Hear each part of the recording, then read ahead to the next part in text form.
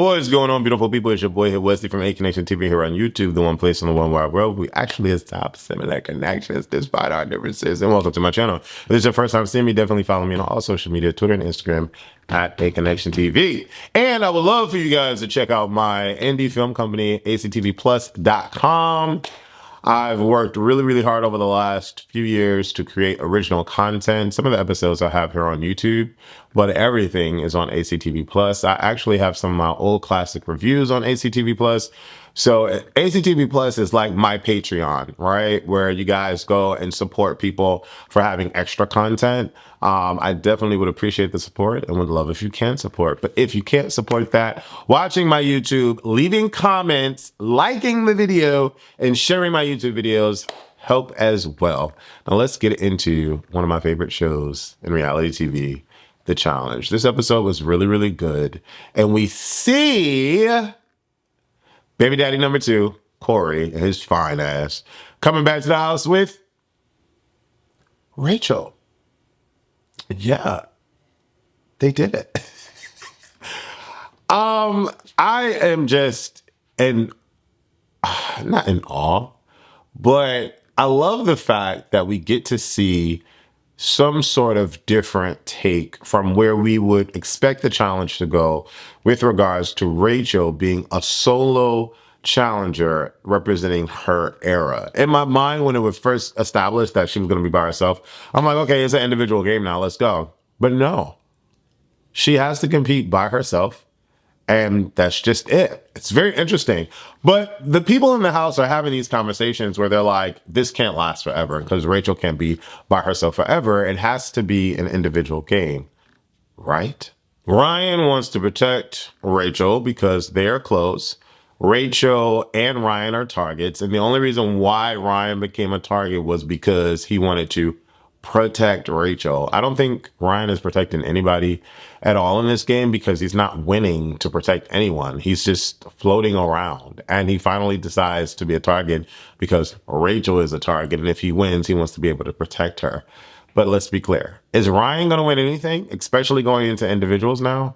I doubt that. Then we get a moment where Josh is like bigging up Corey and like, yo, I'm so glad you're back, or whatever he said. I don't know. And Corey's looking at him like, yeah, punk, like, what's up? And like, Corey does not want to dap Josh. Let's be very, very clear. But he's playing the TV politics and he's dapping him up because he's happy that he won and he's happy that he's back. But he's not feeling Josh in this moment. He really isn't. Because right after that, we get commentary on the fact that Corey can trust more people outside of his era than inside his era. And right now, his number 1 is Nehemiah. And I'm not mad at that because I like Nehemiah. I think Nehemiah is dope. I think his reviews of the show are hilarious. I think he has a great mental space, a mental head on a head on his shoulders. And I just think that he's overall dope. So it would be even more amazing if Nehemiah, Corey, and baby daddy Kylan came together. I think that would be hot. I know I said in my last episode that it would be great to see Corey and Kylan come together. You don't see them talk at all during this challenge. What is going on? Did they not care for each other remotely? And let's be even more honest, Kylan has yet to talk game on my TV screens with any other dude. He's always in bed with the women, and I don't like that. For my own personal reasons, but I mean, where is his like broships and like his connections with the dudes to like run the game? Like, I don't even see him really talk to Theo. So like, is he cool with any of the guys? I mean, of course, he's definitely cool with Horacio. We see that. But why don't we see that with any other guy in the house but Horacio? I'm curious. I'm real curious about that. It's interesting. The challenge is called Bottoms Up, and we get a moment or Bottoms Out. And we get a moment where Ryan starts dancing because, of course, he's a bottom. Like, duh. And Derek better not say he's a top. Like, let's call not. Well, let me not do that. People can be whatever they want to be. Okay, let's be clear with that. Yes. Okay. Now I wonder who else, bottoming on. What? Oh, that would be just amazing. Like, cause y'all know I'm like an ass man. So like, I just be like, listen, I could dream. I could dream, goddammit, I could dream. Anyway, him, acknowledging the fact that we all know that he's a bottom is cute. And I'm glad that he has his time to shine. But I'm always gonna be like, well, why can't, one of the men say that, yay, bottoms out. Like, why is that not on MTV yet? That has not been on MTV yet. Corey is a bottom. He has to be. Or maybe he's first. Maybe he's first. I'm talking about the openly gay man, Corey. I don't see him dancing to that like Ryan did, but anyways, let's move on. Era 2 gets 17 equations right. Rachel gets 6 equations right. She doesn't have 6 appendages, so she doesn't really need all 6, but hey, at least she's not getting 2, right? Era 3 gets 14, Era 4 gets 14. Yikes, 2 pegs per person on Era 4. And, Rachel is doing her thug dizzle, okay? She's very fit. She's into everything fitness. She mentions rock climbing and all that. But the pegs that they're holding on to are very, very slim. And in my mind, like, I didn't see inside the container, but were there like bigger ones and smaller ones, or were they like all freaking small? And like, how could you see what you were holding yourself onto? Because what we were looking at was like infrared footage or night footage. But I'm like, imagine like it has to be like extremely dark in there for you to see the pegs. So I don't know. I thought that was interesting. But the fact that you have but so much time to grab a peg before the thing drops right below you. Oh my God. Like, and that thing is suspended in the air. Could you just imagine if that thing were to drop? Oh my God. Like, oh my God. Cause you fall in the water and then what if a rope popped and then it comes and it's, oh Lord Jesus, Lord. Rachel gets a good time. She holds on to her pegs.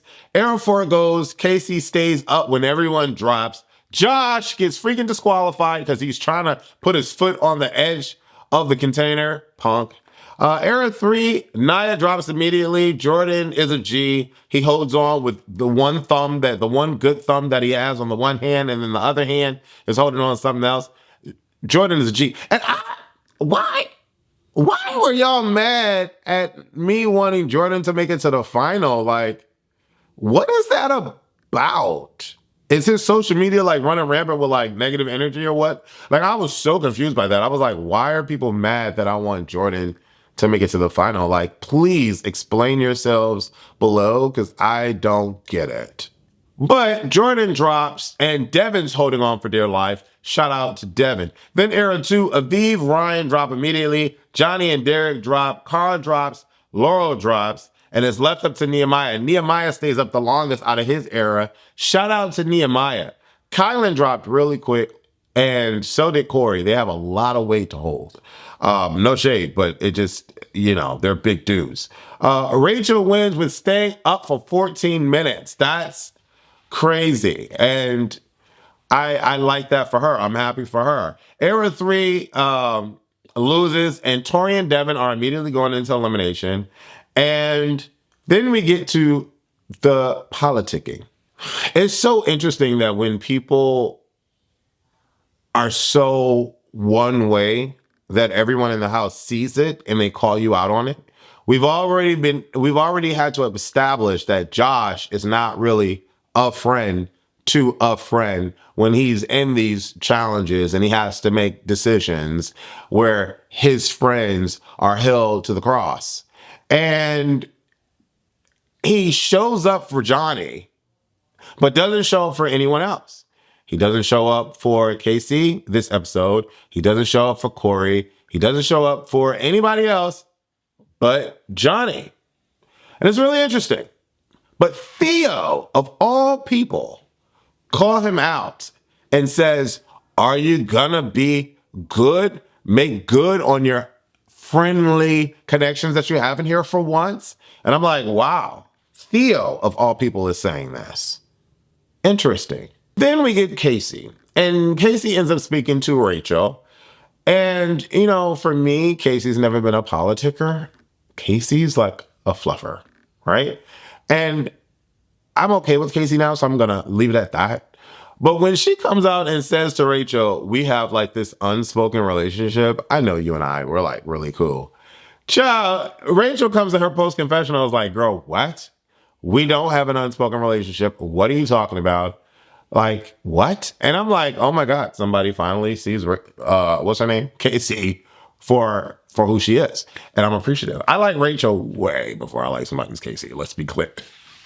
Let's be clear. And then, baby daddy Kylan talks to her talks to Rachel, and he asks her, what do you want out of this? And he makes it seem or states like, a good alliance would be great, or a good connection or partnership would be great to have with him because he is a strong player. Let's be clear. Kylan makes moves, okay? And every time he's thrown into elimination, he comes back, okay? I'm loving this for Kylan. Like, I'm really loving this for Kylan. Like, I would love for Kylan to win a challenge, a full season, because I feel like he's been slighted throughout his entire reality TV history. He was slighted by Xavier on Big Brother, and he's been slighted on these challenges. And so I would just love for him to wreck shop and come through because he's doing it. Every time he goes into elimination, he comes back. He's beating out veterans that have been doing this for years and years and years. And so I'm all in it to win it with Kylan. I still have to speak to him. I did ask him when he wanted to do a review. He asked me if I want to do a review like every episode. And I mean, I ain't really got it like that, the time like that. And he's still traveling the freaking world. He can never sit still. But I want to know what's going on with this relationship with Laurel. Like, I want to hear his perspective on this Laurel situation. Yes, Kylan, we need to talk, sir. Let's talk. Let's talk. I want to find out. I want to know what's going on. Like, what is happening here? And why don't you have any other Horacio relationships in this house? Let's talk.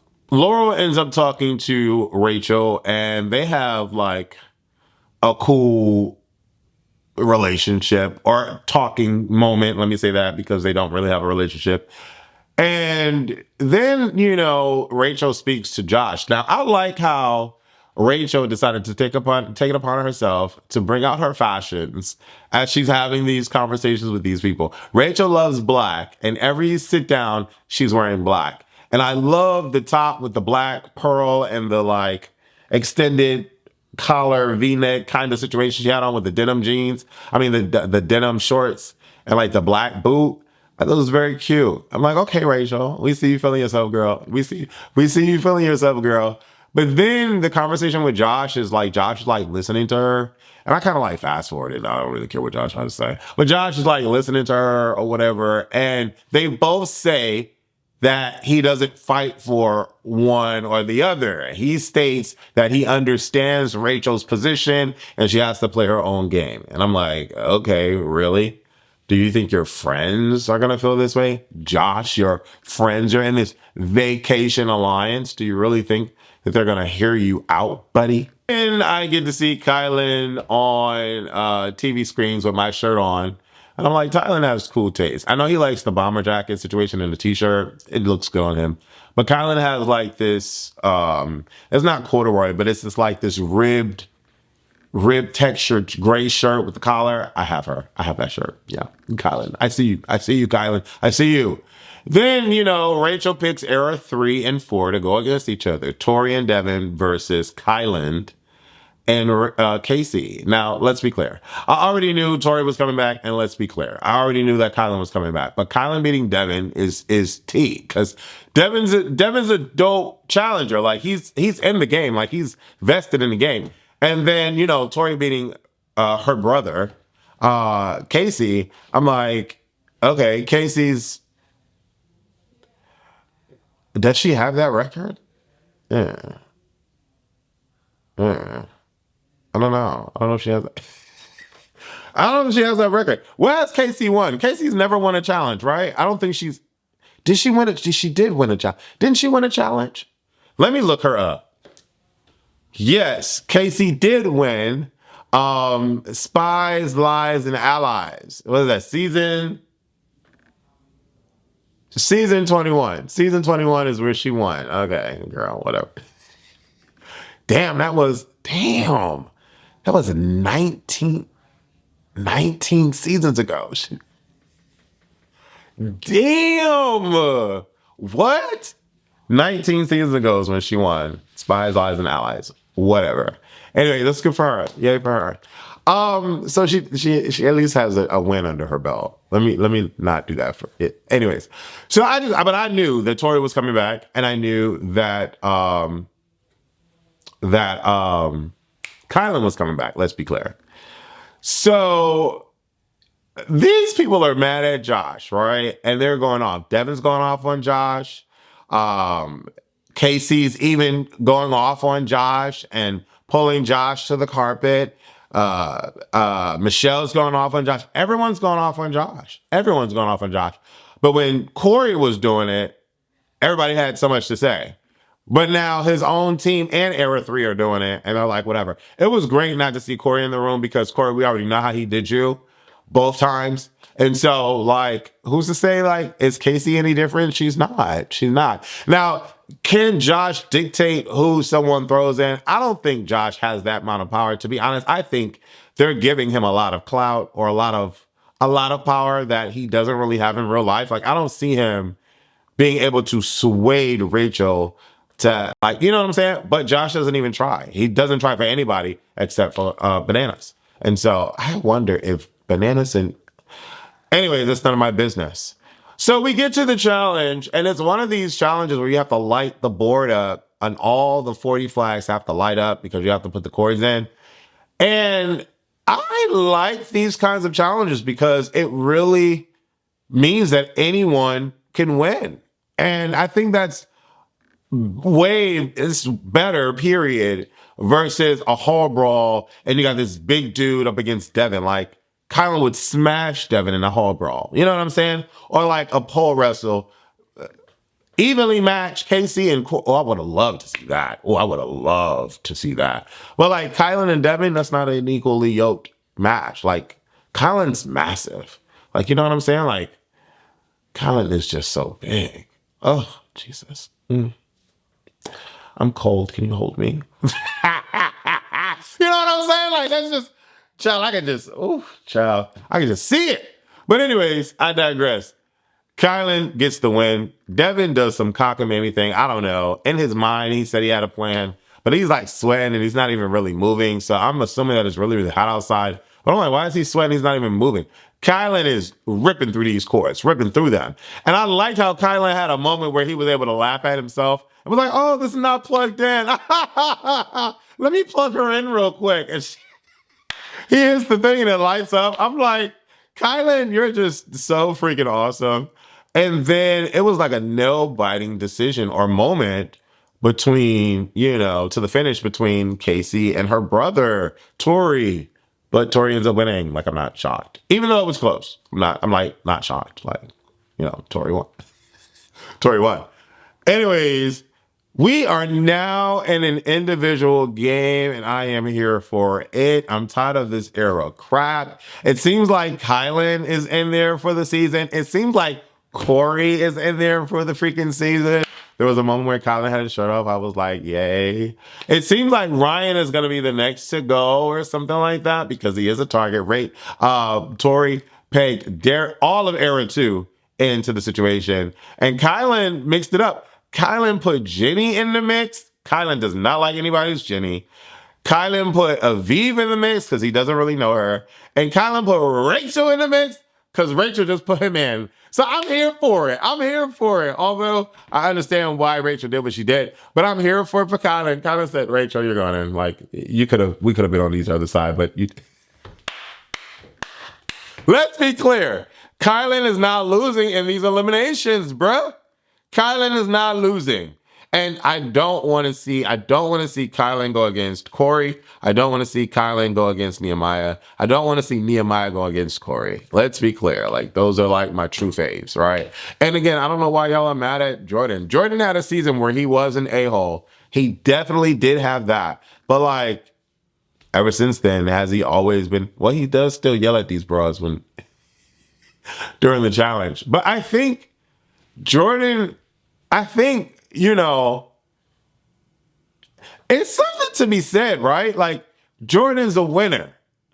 Johnny is a winner. Darrell can't really talk as much as Jordan. And, well, no, they can. They've been doing this. You know what I'm saying? Like, all the vets, CT walks in the room on the challenge, like, it's like nothing to him. Like, you know what I'm saying? Like, and so for Jordan to like, I'm not saying that Jordan has the right to like yell and berate people, but I'm just saying like, I can see why Jordan would, or why Jordan would have that remote like in his brain, like, what are y'all doing? Let's go. Like, I can see it because he's a winner. Like, he's that dude. Like, he's always that dude. And he does way better at the game with one hand than people with two.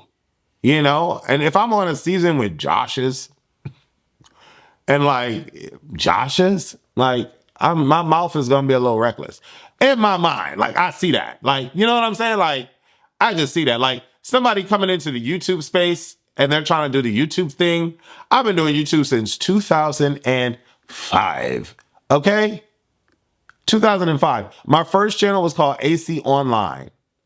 Okay, let's be clear. I've been doing this for a very long time. So when I see like these new people come in, I'm like, y'all not really on my level. And now I don't give a damn if they have more followers, more subscribers, whatever. That's just how I naturally look at it. Like, but I'm not mean spirited about it. If we were in a YouTube challenge, then I guess I would speak up a little bit. I don't know.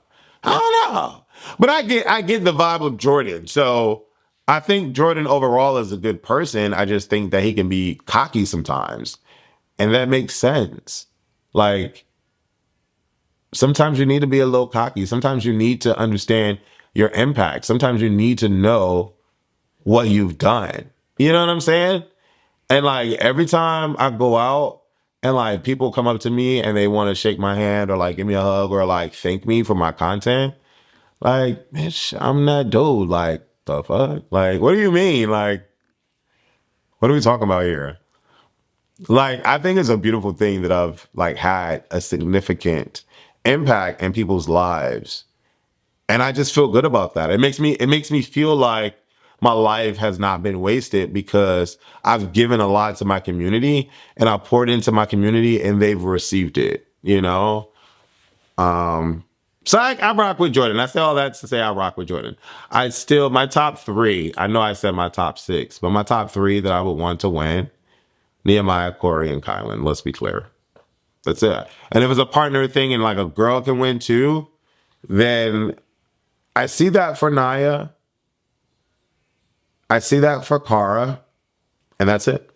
Leave your comments below. Let me know what you think and how do you feel. Right? And yeah, thank you guys for watching. Leave comments. I love reading the comments. And like this video. Deuces.